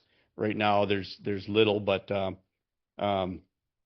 yeah, I think and municipalities can get really good grants and loans for that. So they're typically a tight knit group that they meet several times a year and talk a lot. So I'm hoping there's a critical mass where the FOMO, fear of missing out mentality will start kicking in, and more will take this up because again, I think they're finding success, especially with the funding for the early ones to make it an economic project and a showcase for the community. Thank you. So I have a question, and we have a few minutes left, just so that we remain perfectly on time for the agenda. So Marc-Andre, you went down a path that was very interesting, and you talked about the notion of co-ops, where the members are also procuring the goods and services of the co-op. So credit unions are a good example. Member owner, typically they do most of their banking with that entity. We have a scenario where you have a solar co-op that the a large share of the membership might not be procuring energy from a solar array or the entity. So I really like that comment. And then you also described the scenario where we build an array, we get some revenue, we pay dividends. We build an array, get more revenue, more dividends. In the co-op space, what are some other options that organizations like the SES Solar Co-op could leverage to, again, not scale for the sake of scale, but how do we get to that just do it comment? How do we fuel this model? And it doesn't have to be like monetarily, but how do we fuel this model? Yeah, that's a good question, Dan. I think my first thought goes to the financing question. I know you've done some rounds of fundraising, I believe, right? You investment share type offerings. I feel like that potential is only just being tapped, and there needs to be more intentional, again, policy work to kind of facilitate that process. So I'm a member, just to give you an example of, I think an organization is doing this well. The Ottawa Renewable Energy Co-operative. So I've been an investor for, 15 years now, or maybe 12. And every year I generate a little return, a decent return, and it accumulates in a fund that I have with the Canadian Worker Co-op Federation, right? They hold the RSP funds. And every year, Dick Bacher, one of their keep activists, he's like, Marc-Andre, you've got $600-700 in your account. You should buy some more shares. And I'm like, yes, I should. But I immediately think of the paperwork involved and what a pain. So what Oric has done now is they have a system. I just click 3 buttons and the money's invested. It's amazing. So they've been able to grow their internal funding capacity just by appealing to their existing members and saying, we're going to make this super easy for you. Push a few buttons and you can take the return that you've already generated and reinvest it into our new expanded solar project. So that kind of connects me more and more to the system, and I'm just kind of growing my equity basically in that organization. So I think that's kind of a cool model. And I also think I I also think that there's a lot of untapped potential of people who want to invest locally, who want to be involved supporting causes they believe in. We just haven't quite figured out how to turn on those taps. That's one thing we hear, especially in rural Saskatchewan. There's a lot of about to retire farmers who are sitting on vast wealth, right? And their kids don't want to farm, and when they pass, they're going to leave the money to their kids. Their kids are in urban wherever, often not Saskatchewan, and the money's gone from rural Saskatchewan. So how do you keep that money? One of the ways you could do that, again, is giving opportunities for these farmers who really care about their communities. They care about their rural life, lifestyle. Could they find a way of investing in a legacy way for their communities with some of that windfall that they're going to have when they pass, or before they pass? So I think there's like ways of thinking about this that we haven't really gotten our head around that could be really powerful levers to grow this sector. Thank you. Well, we are exactly on time. Oh, we have one more question. Well, I touched on the rates for electricity here, where the more you use, you get it at lower price. And I've been aware of that for a long time. Do you think that is somewhat of an impediment that is holding us back in promoting conservation in this province? And should we be trying to influence those rates towards a more straight line, or at least moving in that direction? Yeah, so the idea of that, if solar net metering didn't exist at all, the idea of that, I think, is like a good idea. If you're a business and you do use a lot of energy, having lower utility costs to run your business, I think, is a good thing. I think maybe instead of like tackling it that way, I think they should just incentivize solar more, so you get a better return when you have, or are producing solar, or you are sending it to the grid. One thing I think, though, is that maybe that kind of policy should be offered to everyone. It's businesses that are the ones that are paying less for power, and they're basically incentivized to use more power, where it's the reverse for everybody else. Everybody else, doesn't matter if you use 100 kilowatts or 1,000 kilowatts in a month, you're paying the same for everything. But if you're a business, you are incentivized to use more energy.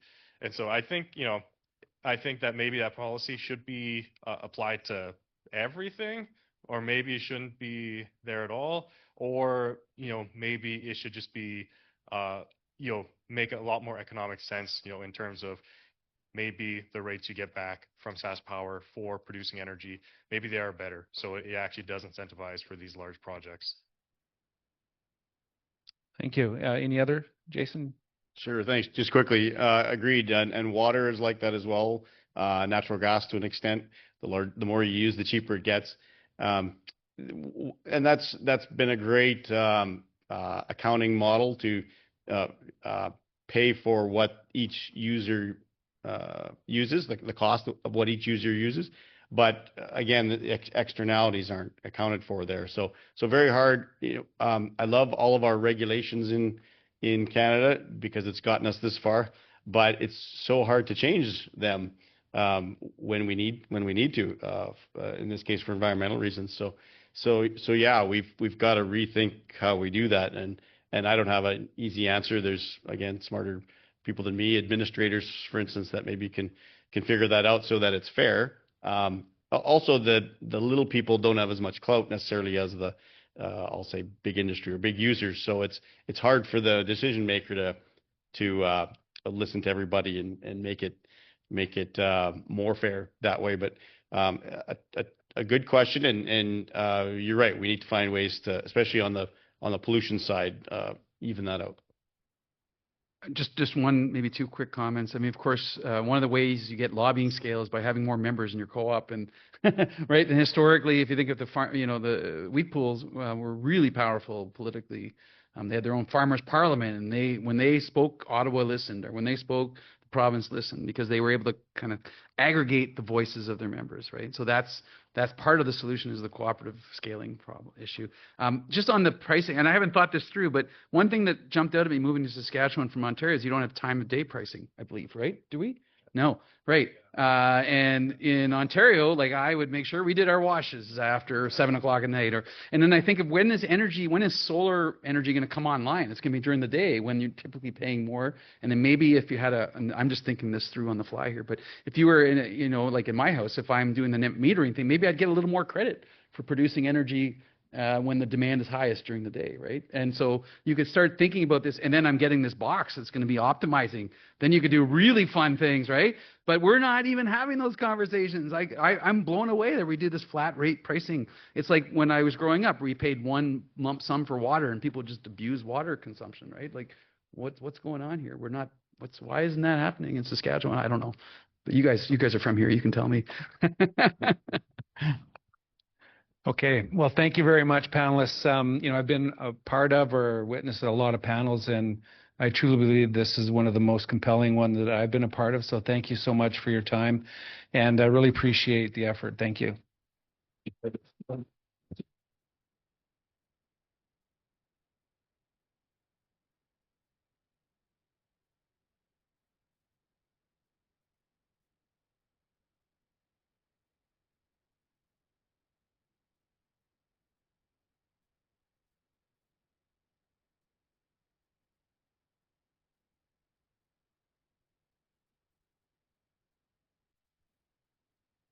Thanks, Dan, for hosting this discussion there and ably fielding all of our questions. Tonight we've celebrated not only the SES 10 years of leadership in this side of the industry, but also the strength of renewable energy cooperatives across Canada.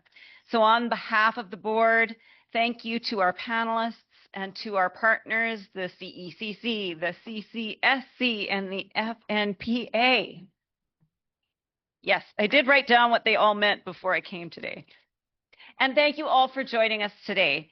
We're especially grateful to the Diefenbaker Center for keeping their newest exhibit open for us this evening, so feel free to drop through there when you're chatting and exploring today on your way out today. So please continue the conversation, enjoy some networking time with one another over the refreshments, and take in that exhibit. And here's to our next decade of innovation, collaboration, and cooperative enterprise.